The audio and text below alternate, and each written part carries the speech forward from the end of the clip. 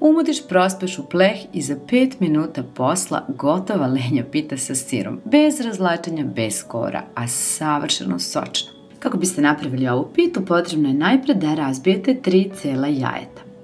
Birajte da budu malo veće jaja. U jaja dodajte jednu nepunu kašičicu soli, pa umutite. Sipajte 200 ml jogurta, kao i 100 ml mleka.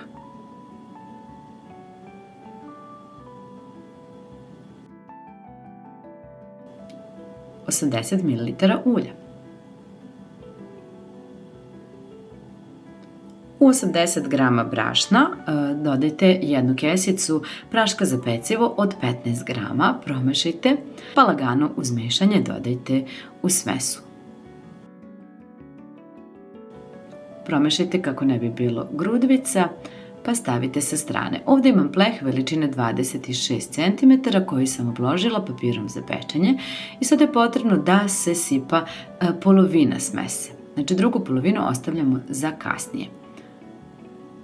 Uz pomoć kašike možete ovako da svuda ravnomerno rasporedite ovu smesu, a zatim i da je ubacite u rernu da se peče na 200 stepeni nekih 10 minuta. Nakon 10 minuta pogledajte piticu, stvorila se korica i sada ćemo preko nje da posipamo 350 g sira. Ovdje imam iznječan miks domaćeg sira i fete i baš je ispalo dobro. A možete koristiti naravno bilo koji sir.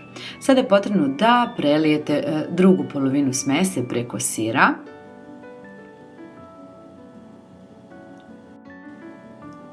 Uz pomoć kašike ravnomerno rasporedite, pa pospite susamom.